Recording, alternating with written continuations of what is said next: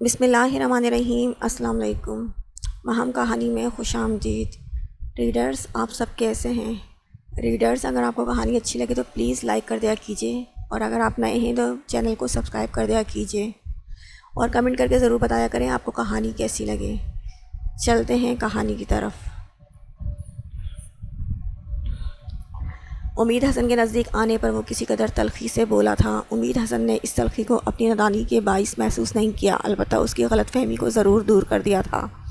مما تیار ہونے گئی ہیں، پپا ابھی آتی ہیں، اور ولید حسن ہارن پیچھے خاموشی سے اس کا ہاتھ پکڑ کر گاڑی تک آ گیا تھا۔ کسی قسم کی خوش فہمی کو دل میں جگہ دینے کی ضرورت نہیں ہے۔ تمہاری اس عارضی رفاقت کو، ناگواریت کو جبراً سہنے پہ میں اپنے بیٹے کی وجہ سے مجبور ہوا ہوں۔ جس وقت وہ پیازی کلر کے سادہ مگر نفیس سوٹ میں آ کر گاڑی میں بیٹھی، ولید حسن نے ونڈو اسکرین پر اپنی نگاہوں کو مرکوز رکھے اسے جتانا ضروری خیال کیا تھا۔ ایمان کا چہرہ تمام تر ضبط کے باوجود پھیکا پڑ گیا۔ پپا، آج میں بہت خوش ہوں۔ آج میں پپا اور ماما دونوں کے ساتھ ہوں نا، جیسے فاطمہ، جیسے علی اور جیسے سرمد اپنے پاپا ماما کے ساتھ آؤٹنگ پر جاتا ہے۔ ہم واپسی پر آئس کریم بھی کھائیں گے نا پپا؟ ماما، آپ پیچھے کیوں بیٹھ گئی ہیں؟ یہاں آگے آئیے نا اور مجھے اپنی گود میں بٹھا لیں۔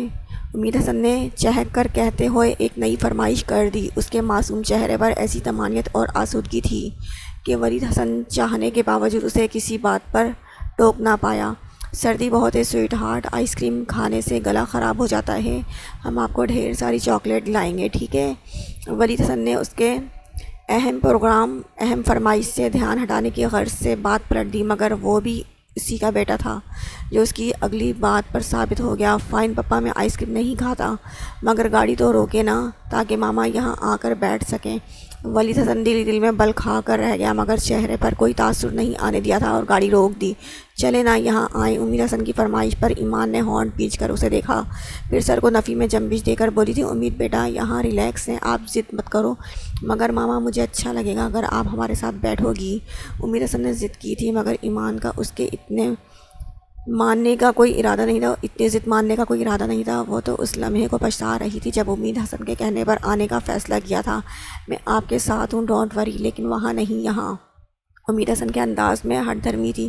ولید حسن جو تب سے دونوں کی جرا سن رہا تھا، سخت متنفر ہو گیا۔ کون سی انا کا پرچم بلند کرنے کی کوشش میں ہلکان ہیں محترمہ؟ اتنی ناکزی سے تو کیوں آئیں؟ اگر بچے خاطر یہ قدم اٹھانے گے تو فضول کی ضد کیا معنی رکھتی ہے؟ اس کے ہٹیلے انداز پر بھڑک کر وہ قہر تاثرات سمیت گہرے تن سے پھنکارا تھا۔ اس درجہ توہین پر ایمان کا چہرہ جھلس کر بھاپ چھوڑنے لگا۔ آنکھیں یوں جل اٹھیں جیسے کسی نے مٹھی بھر مرچیں جھونک دی ہوں۔ آپ کو اس طرح سے میری انسلٹ کرنے کا کوئی حق نہیں ہے، سمجھے آپ؟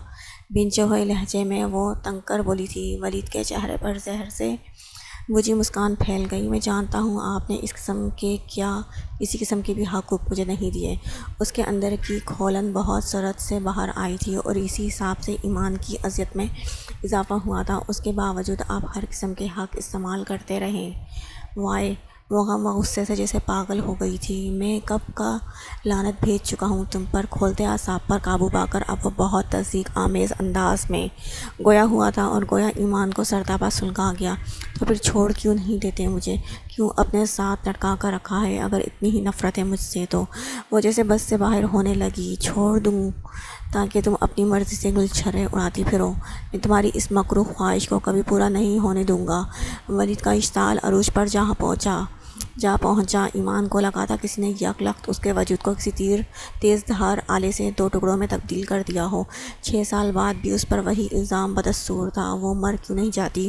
اس ذلت سے کیا موت بہتر نہیں تھی؟ اس نے شدید ذہنی ہیجان کے ساتھ سوچا، اور گاڑی کا دروازہ کھول کر مجنونانہ کیفیت میں سمت کا تعین کیے بغیر دوڑ پڑی۔ ولید حسن جو خود شدید طیش کی کیفیت میں تھا، اس کی اس حرکت پر فوری طور پر اس کے لیے بھی متوجہ نہیں ہو سکا تھا کہ اس کی ساری توجہ امید حسن کی طرف ہو گئی تھی، جو انہیں جھگڑتے ہوئے دیکھ کر پہلے تو سہمی ہوئی نظروں سے دونوں کو ٹکر دیکھتا رہا، پھر ولید حسن کے بازو سے چمٹ کر گھٹ گھٹ کر رونے لگا۔ ولید حسن اسے چپ کرانے میں مصروف ہو چکا تھا کہ دروازہ کھلنے کی آواز پہ چونکا۔ گاڑی اس وقت سی سائڈ کے نزدیک تھی، اور ایمان کا رخ سمندر کی طرف تھا۔ وہ اندھا دھند دیوانہ وار سمندر کی طرف لپکی جا رہی تھی۔ پپا، ماما، ماما! امید حسن کے چیخنے کی آواز پر اس کے ایک دم جامد ہو جانے والے اعصاب خفیف سے جھٹکے سے بیدار ہوئے۔ امید حسن کو چھوڑے وہ دروازہ کھول کر باہر آیا۔ ایمان کے ارادے کی خطرناکی کا اندازہ احساس ہوتے ہی اس کے وجود میں جیسے بجلی بھر گئی تھی۔ اگلے ہی چند لمحوں میں اس نے ایمان کو جا لیا تھا۔ اس کا بازو پکڑتے ہی ایک زناٹے کا تھپڑ اس کے چہرے پر دے مارا۔ اتنا شوق تھا تو خودکشی کا تو 6 سال کا عرصہ تھا تمہارے پاس یار، یا میرے ساتھ یہ دشمنی بھی نکالنی تھی؟ اسے وحشت بھرے انداز میں اپنے ہاتھوں میں وینچے وہ غرا غرا کر بولا تھا۔ تیز چلتی ہوا سے پھڑپھڑاتے ایمان کے دوپٹے نے کچھ ہواؤں کی شوریدہ سری نے ولید کے الفاظ فضاؤں میں گم کر دیے تھے، مگر ان کی بازگشت ایمان کی سماعتوں میں گویا ہمیشہ کے لیے ٹھہر گئی تھی۔ تصدیق اور آنت کے احساس نے اس کے بپھرے ہوئے وجود کو کچھ اور بھی وحشت عطا کر ڈالی۔ وہ اس کے حصار میں ماہی آپ کی طرح مچھلی چھوڑ دے، مجھے زندہ نہیں رہنا، وہ تڑپ تڑپ کر روئی تھی۔ واپس چلو، اپنے اس شوق کو گھر جا کے پورا کر لینا، ڈونٹ وری، بہت سے طریقے ایجاد ہو چکے ہیں خودکشی کے۔ وہ اس کا بازو پکڑے پھنکار کر بولا اور گھسیٹتا ہوا اسے اپنے ساتھ لے گیا۔ ایمان ایک دم گمسم ہو گئی تھی۔ چائے کی طلب میں اٹھ کر اس سمت آنے والے ولید حسن کے چہرے پر کاٹدار تمسخر پھیل گیا تھا۔ ماضی کی یاد کو دہراتے ہوئے اشر نے اپنے ولیمے کی رات سخن کی اس محفل کو سجایا تھا اور سب سے خاص دعوت ولید حسن کو دی تھی، جسے اس نے بڑی رکھائی کے ساتھ ٹھکرا دیا تھا۔ لہجہ انداز ایسا ہرگز نہیں تھا کہ اشر دوبارہ اصرار کا حوصلہ کرتا۔ جبھی مایوس لوٹ گیا۔ ابن انشا نے جتنا کمال لکھا، بھابھی آپ کے لہجے نے اسی قدر سجایا ہی اس کلام کو ریلی، بہت دل خوش ہوا۔ ویسے اتنی مایوسی کی باتیں آپ کے منہ سے اچھی نہیں لگتی، وہ بھی اس صورت کہ ولید بھائی دیار غیر سے تشریف لا چکے ہیں۔ اسما کی کھنکدار ہنسی میں اس کے درد سے بے خبری کا عنصر نمایاں تھا، مگر وہاں موجود چہرے پر جو خاموشی اور اذیت تھی، وہ ایمان کی آنکھوں میں سے درد کو پہچان جانے کی عکاسی تھی۔ اس روز ولید حسن کے ساتھ جب وہ واپس آئی تھی تو اپنے حواسوں میں نہیں تھی، ایک سکتے کی کیفیت میں تھی جس نے سب کو ہراساں کر دیا تھا۔ کیا ہوا ہے ایمان کو؟ تم بولتے کیوں نہیں ہو کچھ؟ تائی ماں نے ولید حسن کو جھنجھوڑ ڈالا تھا، جس سے اس کی آنکھوں سے نکلتی آہ کی لپیٹوں میں اضافہ ہو گیا تھا۔ مجھ سے کیوں پوچھ رہی ہیں؟ یہ بیٹھی ہے نا آپ کے سامنے، ویسے بھی مجھ سے زیادہ آپ کو اس کا یقین ہے نا؟ کسی قدر تلخی سے کہہ کر وہ وہاں سے چلا گیا تھا۔ سب کے پوچھ ہارنے پر بھی ایمان کے منہ سے ایک لفظ نہیں نکلا تھا۔ بس امید حسن سے ہی اتنی بات کا پتہ چل سکا کہ ماما پاپا کی لڑائی ہوئی ہے۔ دادو، پاپا اور ماما کی لڑائی کیوں ہوئی ہے؟ امید حسن کے سوال پر تائی ماں نے سرد آہ بھری تھی۔ پتہ نہیں پتر کس کی نظر کھا گئی میرے بچوں کو، انہوں نے اسے گلے لگا کر رقت آمیز آواز میں کہا اور اپنے آنسو پونچھتی اٹھ گئی۔ کتنی بار وحشت کی انتہا پر پہنچ کر اس نے سوچا تھا کہ وہ مر جائے، کسی بھی طریقے سے پنکھے سے لٹک کر خود کو آگ لگا لے یا پھر تیز دھار آلے سے اپنی کلائی کی شیرک کاٹ ڈالے۔ ایک کبھی نہ ختم ہونے والے پچھتاوے میں مبتلا کر جائے ولید حسن کو، مگر ہر بار حرام موت پہ خدا کا خوف اس کی راہ میں بلند و بالا دیواریں کھڑی کر گیا تھا۔ وہ خودکشی تو نہیں کر سکی تھی، مگر پھر بھی جیسے مر گئی تھی۔ شادی کی ہر تقریب میں اپنا ہر فرض، ہر حق ادا کرنے کے باوجود جیسے زندگی کا احساس اس کے اندر سے ڈھونڈنے سے بھی نہ ملا تھا، اور تائی ماں کو تو اس کے مشینی انداز پر ہول اٹھنے لگے تھے۔ بار انہوں نے ولید کو حقیقت بتانا چاہی، مگر ہر بار وہ اس کی بات سنے بغیر اٹھ کر وہاں سے چلا گیا۔ سب اسے اس کے حال پر چھوڑ چکے تھے، مگر تائی ماں اور ماما کے دل کسی طور بھی مطمئن نہیں ہوئے تھے، مگر وہ کچھ بھی کرنے سے قاصر رہی تھیں۔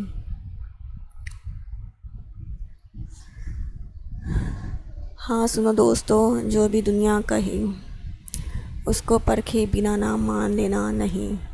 ساری دنیا یہ کہتی ہے پربت پہ چڑھنے کی نسبت اترنا بہت سہل ہے، کسی طرح مان لیں۔ تم نے دیکھا نہیں، سرفرازی کی دھن میں کوئی آدمی جب بلندی کے راستے پہ چلتا ہے تو سانس تک ٹھیک کرنے کو رکتا نہیں، اور اس شخص کا عمر کی سیڑھیاں اترتے ہوئے پاؤں اٹھتا نہیں۔ اس لیے وہ دوستو، جو بھی دنیا کہے اس کو پرکھے بنا مان لینا نہیں۔ ہم کھلی آنکھ سے جو بھی کچھ دیکھتے ہیں اکثر وہ ہوتا نہیں۔ راستے کے لیے آدمی اپنے خوابوں کو بھی کاٹ دیتے ہیں، لیکن سلگتا ہوا راستہ پھر بھی کٹتا نہیں۔ اس لیے دوستو، جو بھی دنیا کہے اس کو پرکھے بنا مان لینا نہیں۔ ولید حسن کے چہرے کی رنگت متغیر تھی۔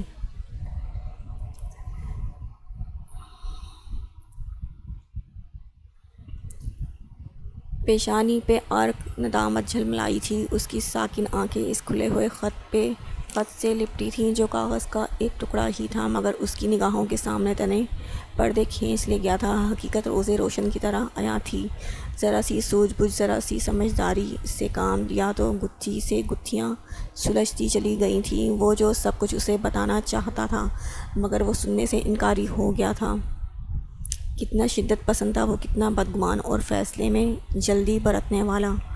شرمندگی کا کوئی انت تھا نہ ہی پچھتاوے گا۔ اس کا جی چاہا اس شرمندگی کے ہمراہ کہیں جا چھپے۔ کیسے سامنا کرے گا وہ سب کا، اور خاص طور پر ایمان کا، وہ جو اس کی اولین چاہت تھی، سب سے شدید خواہش، جس کے قرب کی چاہ میں وہ کچھ بھی کر گزرنے پر آمادہ تھا، مگر جب وہ ملی تھی تو اپنی اسی انتہا پسندی کے باعث کیسے توڑ پھوڑ ڈالا تھا اسے۔ پچھتاوے کا احساس اس کے اعصاب پر مضر آب بن کر برسنے لگا۔ اس نے ہونٹ بھینچ کر سر جھکایا تو نگاہ ایک بار پھر اس کاغذ کے پرزے سے الجھ گئی جسے آج کی ڈاک سے اس کے نام بھیجا گیا تھا۔ صاحب، یہ آپ کا لیٹر ہے۔ وہ صبح لیٹ اٹھا تھا، اس حساب سے ناشتہ کیا اور کمرے میں آ کر کہیں جانے کو تیار ہو رہا تھا جب واچ مین یہ لفافہ اس کا دروازہ نوک کر کے اسے دے کر گیا تھا۔ اس نے کچھ تجسس، کچھ تحیر کے ساتھ لفافہ الٹ پلٹ کر بھیجنے والے کا نام دیکھنا چاہا، مگر اسے کامیابی نہیں ہوئی تھی۔ سفید منہ بند لفافے پہ سیاہ موٹے مارکر سے اس کا نام درج تھا، جو اس کی الجھن کو بڑھا گیا۔ اسی الجھن کو رفع کرنے کی غرض سے اس نے اس وقت لفافہ چاک کر لیا۔ السلام علیکم ولید بھائی، گو کہ میں خود کو اس قابل ہرگز نہیں پاتا کہ آپ سے یہ معتبر رشتہ استوار کر سکوں، مگر خیر، میں موسیٰ قادوانی ہوں۔ پتہ نہیں آپ کی یادداشت کے کسی کونے میں میرا نام محفوظ بھی ہے کہ نہیں، مگر یہ بھی سچ ہے کہ انسان ایسے دو انسانوں کو کبھی نہیں بھولتا، ایک وہ جس سے اس نے شدید محبت کی ہو، اور دوسرا وہ جس سے اتنی ہی شدید نفرت۔ میرا شمار دوسری کیٹیگری میں ہوتا ہے۔ جبھی بہت شرمندگی کے ساتھ مخاطب ہوں، پتہ نہیں وہ کیسے لوگ ہیں جو ظلم در ظلم کا سلسلہ جاری رکھتے ہیں۔ میں نے بھی ایک جرم کیا تھا جسے کبھی جرم سمجھا ہی نہیں تھا، یا شاید محبت میں انتہا پسندی انسان کو جنون خیز بنا دیتی ہے۔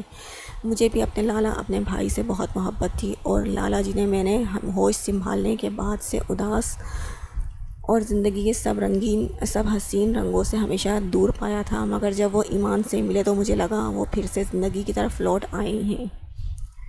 لالا سمیت میں اور ماما بھی خوش تھے۔